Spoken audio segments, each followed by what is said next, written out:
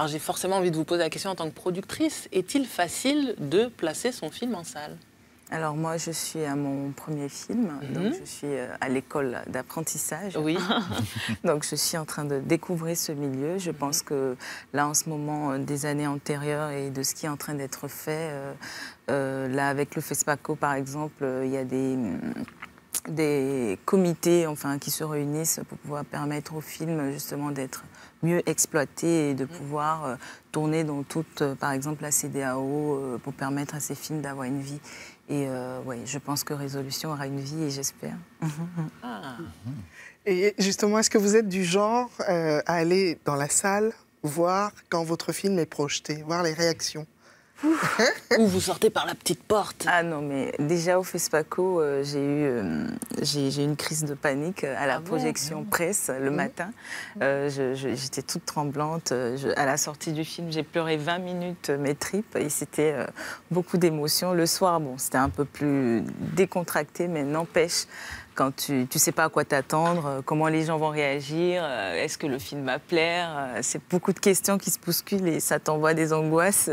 Mais bon, finalement, voilà, il y a eu de belles réactions et ça m'a soulagée. Apaisée. Ouais. Alors Evelyne, moi j'aimerais savoir quel a été, si vous avez un souvenir de cinéma dans la salle à nous raconter, à nous faire partager. Alors, c'était en 2004, à la sortie du film La Passion du Christ. Avec mes parents, on était allés à l'Hôtel Ivoire au cinéma. Et j'ai ma mère qui contient beaucoup ses émotions. Elle est pas du tout... elle n'exprime pas ses émotions. Et à la sortie du film, elle était en pleurs. Et je me disais, mais attends, mais qu'est-ce qu'il lui a fait si c'est comme ça qu'on arrive à permettre aux gens d'être, de vraiment être entiers dans leurs émotions. Moi, j'ai envie de faire ça et c'est l'un des plus beaux souvenirs que j'ai en salle de cinéma. Vous étiez jeune pourtant pour voir ce film. Bernardo Bertolucci, hein, La Passion du Christ, pour rappeler le réalisateur. Ou Mel Gibson. Mel de Mel. Ah, c'était Mel de Gibson. Ah ouais, je suis plus vieille. Ah, c'était... non, mais celui de Mel Gibson, il était dur. Et ma mère, elle ne pleure jamais, tu vois, la femme africaine qui retient tout. Et là, elle était en pleurs. J'ai dit, attends, moi, j'ai envie de faire ça aux gens. J'ai envie de voir des gens sortir leurs émotions. Et quand, à la sortie du film, il y a eu ces émotions, je me suis dit, je pense que j'ai gagné.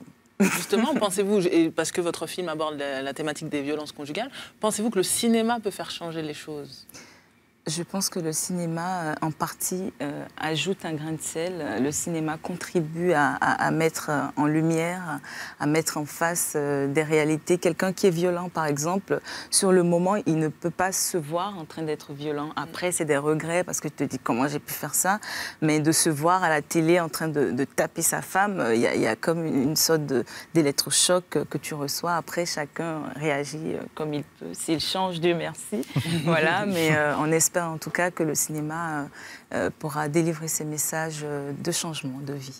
Merci. Voilà. Si vous aussi voulez témoigner de messages de changement et passer dans Popcorn, envoyez-nous vos selfies de 30 secondes maximum à l'adresse qui s'affiche à l'écran.